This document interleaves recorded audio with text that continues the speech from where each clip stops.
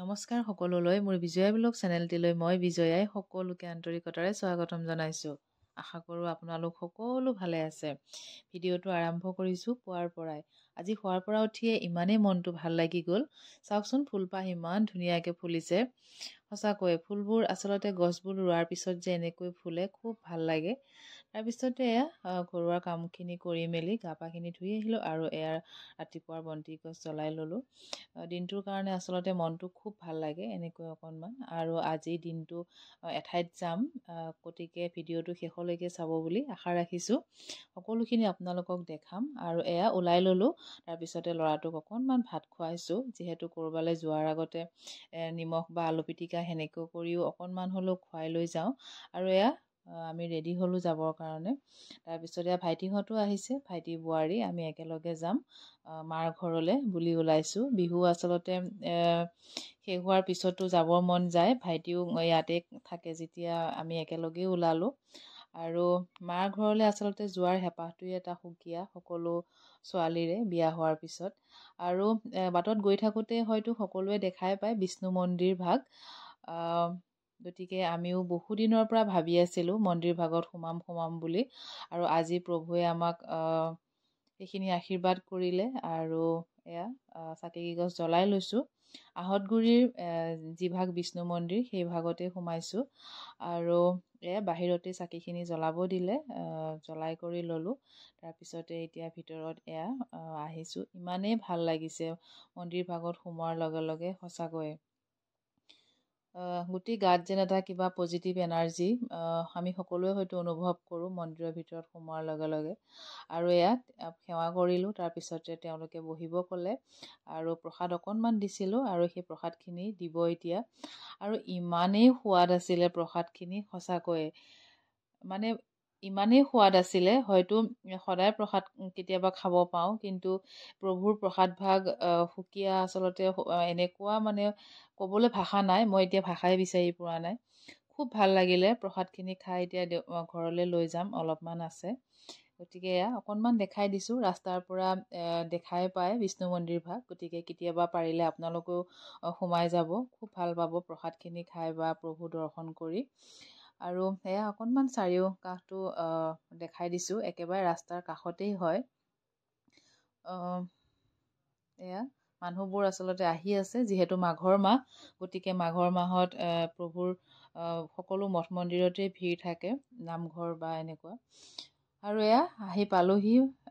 দেউতা ল'ৰা ছোৱালীকেইটা আছে ভাইটিৰ। আৰু খুব ভাল লাগে সিহঁতৰ হেঁপাহখিনি।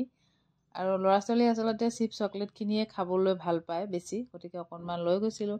আৰু কোমল চাউল খাম বুলি ক'লোঁ মই বোৱাৰীক, আৰু থৈ দিছে। গতিকে কোমল চাউলখিনি বুটৰ লগত খাই ল'লোঁ, যিহেতু ৰাতিপুৱা গুৱাহাটীৰ পৰা যাওঁতে একো খোৱা নাছিলোঁ।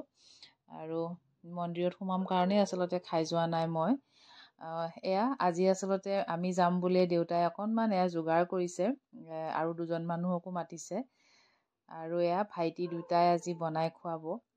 গতিকে বহুতখিনিয়ে আইটেম কৰিছে। হাঁহৰ মাংসও আনিছে, ছাগলীৰ মাংস, বৰালি মাছ, ৰৌ মাছ, আৰু ব্ৰইলাৰো আনিছে অকণমান, চিকেন। তাৰপিছত বোৱাৰী দুইজনীয়ে লাগি গৈছে, আৰু বৰমা আছে, মাও আছে। এইখিনি হেঁপাহৰ কাৰণে আচলতে খুব মনটো দুখ লাগে কেতিয়াবা। আৰু ডাঙৰ ভাইটিয়ে বনাই আছে। সি বনোৱাত খুবেই এক্সপাৰ্ট বুলিয়ে ক'ব লাগিব। যিমান মানুহেই নহওক বনাব পাৰে, সৰুজনীও বনাব পাৰে। আৰু এইখিনি হাঁহৰ মাংস, আৰু কোমোৰা আৰু আলুৰ লগত বনাব। আজি আচলতে ভাত খোৱাৰ নিচিনাই হৈছে। গোঁসাই আগত দি থৈ দিছিলে আঘোণ মাহতে, কিন্তু দেউতাই কৈছিলে যে বিহুৰ পিছত তোমালোক আহিলে খোৱা হ'ব, আৰু সেইকাৰণে আমাৰ কাৰণে ৰখি আছিলে। আৰু আজি নতুন চাউলৰ ভাত সাজ খাম আমি একেলগে। আপোনালোকক সৰুকৈ এটা অনুৰোধ জনাওঁ, যদি মোৰ ভিডিঅ'সমূহ চাই ভাল লাগে, প্লিজ মোৰ চেনেলটো ছাবস্ক্ৰাইব কৰিব বুলি আশা কৰিছোঁ মই। আৰু ভিডিঅ'টো চাই ভাল লাগিলে লাইক কৰিব, কমেণ্ট কৰিও জনাব কেনেকুৱা পায়। আৰু সকলোখিনি হৈছেই যোগাৰ, আৰু চালাডখিনি কাটি আছে। আৰু মই শাকৰ বাৰীখনলৈ গ'লোঁ। চাওকচোন গোটেই বাৰীখন সেউজীয়া হৈ আছে। গাঁৱৰ এই পৰিৱেশটো মোৰ খুবেই ভাল লাগে। আৰু এয়া পালেং শাকৰ পৰা জলকীয়াৰ পৰা গোটেইখিনি লগাইছে, খুব ধুনীয়া হৈ আছে। একো নিকিনাকৈ হয়তো খাব পাৰি এইকেইটা ছিজনত, যিহেতু এতিয়া শাক বা বেঙেনা সকলোখিনিয়ে হয়, লাও জলকীয়া। আৰু সেয়া মাংস এতিয়া হৈ গ'ল, গোটেইখিনি হৈ গ'ল। আৰু এয়া ৰাজাই টেষ্ট কৰিছে, মোমায়েকে দি আছে। আৰু আজি ভাত খাম এয়া পটুৱাত। ডাঙৰ ভাইটিটোৰ এইবিলাক খুবেই চখ, খুব হেঁপাহ তাৰ। আৰু এইখিনি মাটিমাহৰ দালি দেই, মাটিমাহৰ দালি বনাইছিলে। আৰু এয়া পটুৱাত আমি সকলোৱে ভাত খাইছোঁ। 2-এজন মানুহ মাতিছিলে, আমাৰ খুৰীহঁত বা এনেকৈ ওচৰৰ। আৰু সকলোৱে লগ লাগি আমি এসাঁজ আজি ভাত খালোঁ এনেকৈ। আৰু আপোনালোককো অকণমান এনেকৈ ভিডিঅ' কৰি মই দেখালোঁ। এয়া পাতত, কলপাতত ভাত খাই বা এয়া পটুৱাত ভাত খাই খুব ভাল লাগে। আৰু আমাৰ এওঁ অকণমান লাগি ভাগি দিছে, এয়া পেহা হয়। আৰু এয়া এনেকৈ আজি আমি খালোঁ। এই ভাতসাঁজ আচলতে মই যোৱা বছৰ 2 বছৰ 3 বছৰমান পোৱাই নাছিলোঁ। এবাৰ ভাগ্য হ'ল বাৰু। গতিকে আমি আপোনালোককো দেখালোঁ কি খালোঁ। তাৰপিছত এয়া ঘৰৰ পৰা আহিলোঁ, কিন্তু আহাখিনিহে মই ভিডিঅ' কৰিব নহ'লে। তাৰপিছত এয়া ঘৰ পালোহি। আহোঁতে আকৌ বাটত আমি ভাত খাই বেছি সময় নৰখিলোৱে, গতিকে পোহৰতে পালোহি। প্ৰায় 4:30মান বজাত পালোহি। আৰু আহোঁতে এওঁ শ'ল মাছ লৈ আহিছিলে। গতিকে এয়া চাওকচোন, মোৰ নিচিনা কটাৰীৰে কোনে মাছ কাটে বাৰু জনাবচোন। ময়দাখন আচলতে ধাৰ নাই, আছে, কিন্তু মই ইউজ নকৰোঁ কাৰণে সেনেকেই আছে। আৰু এনেকৈ মই কটাৰীৰেই যদি বাছি অনা নহয়, এনেকৈ কটা যায়। আৰু সকলোবোৰ ভিডিঅ' আচলতে কৰিব পৰা নাযায়, কিন্তু কেতিয়াবা কৰিবলৈ আচলতে 2জন লাগে। গতিকে এওঁ অকণমান মোবাইলটো ধৰি দিছে কাৰণে আপোনালোকক দেখালোঁ। আৰু মই কিন্তু মাছ এনেকৈ কাটোঁ।